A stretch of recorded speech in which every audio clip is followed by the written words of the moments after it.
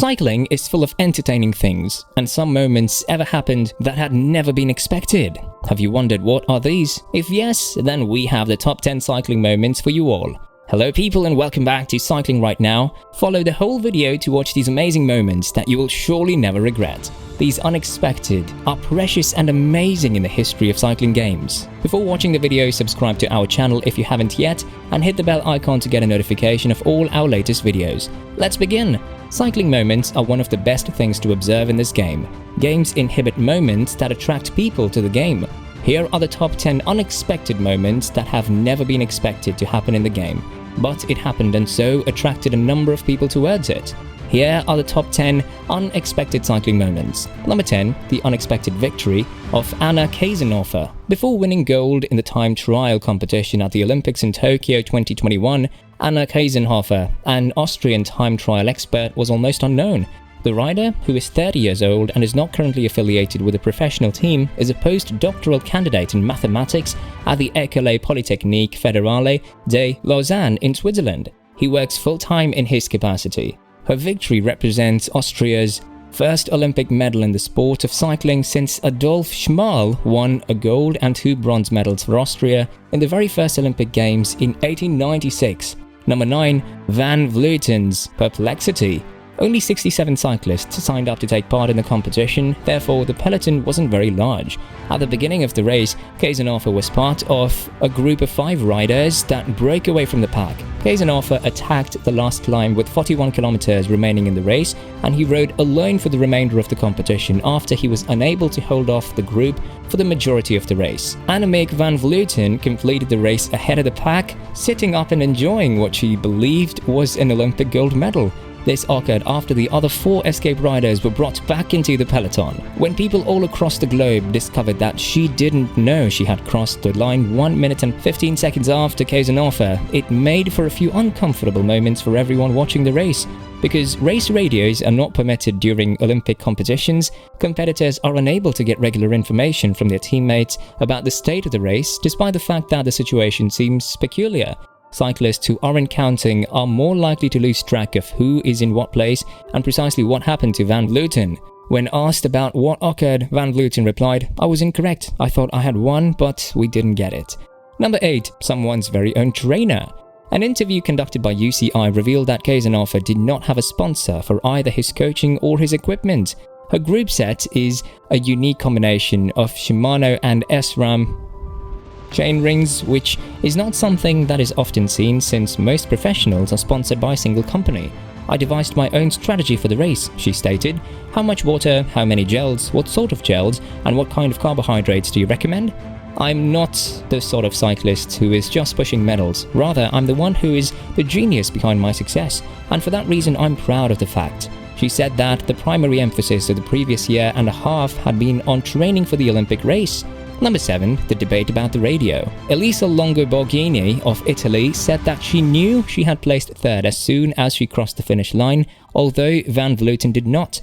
As a result of what seemed to be some uncertainty on the part of some riders over what was going on at the front of the race, several people have requested that the International Olympic Committee allow race radios for the Olympic road races. Others contended that even if Van Vleuten had been aware that there was another rider ahead of her, she still wouldn't have been able to win the race, since it wouldn't have made a difference in the outcome. Number 6. Alberto Bettiol wins big in Flanders. Alberto Bettiol, an Italian cyclist, scored his first victory as a professional cyclist in 2019, and it was a significant one, the legendary Tour of Flanders. This achievement was a bright light in an otherwise poor season for EF Education First. At the 1 kilometer point, the veteran of 6 years was 20 seconds ahead of the group after him, and he maintained his advantage all the way to the finish line, where he had an emotional finish by himself.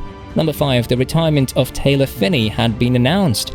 Taylor Phinney, an American cyclist who is currently 32 years old and is the son of Olympic cyclists Connie and Davis Phinney, has been a favorite of fans not only in the United States but also all over the world ever since he began his amateur racing career and achieved success in the under-23 category. Phinney made the announcement on his Instagram account that he was retiring after a season that was marred by injuries and bad results. He plans to concentrate on creative efforts and get back into cycling in a situation that is less competitive and more relaxing. Number 4. Chloe Diggert-Owen of the United States became world time trial champion at such a young age. Chloe Diggert-Owen, who is just 22 years old at the moment, is rapidly climbing the ranks to become one of the most accomplished women in professional cycling. The young woman from the United States became the youngest world time trial champion ever last year, despite the fact that she has already won several gold medals at the UCI Track World Championships and one silver medal at the Olympic Games. And there was no contest at all. She finished the 18-mile route more than a minute and a half quicker than her rivals, which earned her the rainbow stripes for the 2020 season and also qualified her for the Tokyo Olympics. Number 3. The race for the Tour de France is over for Rohan Dennis and his team. Rohan Dennis, who is from Australia, is no stranger to controversy, and 2019 was no exception to this rule.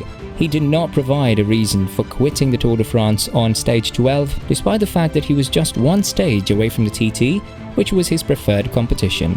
He had left the squad. It was subsequently revealed that he had been dissatisfied with the equipment that Bahrain Merida had provided him. Everything worked out for Dennis in the end. He successfully defended his championship in the World Championship time trial and was offered a contract with none other than Team Ineos. Number 2. The United States National Road Race Championship was won by Alex Howes. Alex Howes, a professional cyclist from the United States, is the most experienced competitor in the US Professional National Championship, having been second in 2016, third in 2014 and fourth in 2015. He considered the year 2019 to be his last genuine opportunity, and fortunately, on the roads of Nashville, it was successful. When Stephen Bassett closed the distance to Neilson Powless, the final few kilometers of his race did not appear bright for him since he was left behind. Howes maintained the pace and ultimately caught up with the other two competitors. He then outraced Bassett around the last turn and won the national championship in the process. And the most unexpected moment is Van Garderen's controversial ruling. Arguably, professional cycling has had a reputation for being inconsistent with the rules ever since the sport's inception. This reputation stems from the fact that the sport is known for frequently enforcing severe penalties for insignificant actions while simultaneously allowing some pretty serious misconduct to go unpunished. TJ Van Garderen of EF Education First fell during the Tour of California in 2019, but he was granted the same time as the rest of the field even though the collision occurred outside the 3K mark. Riders who have crashed within the 3K mark are given the same time as the peloton. Van Garderen was placed back in the yellow jersey as a result of the contentious decision, and many riders from countries other than the United States were not pleased with this decision by the commissaries panel. That's all for today's video. Let us know in the comment box what you think about this video.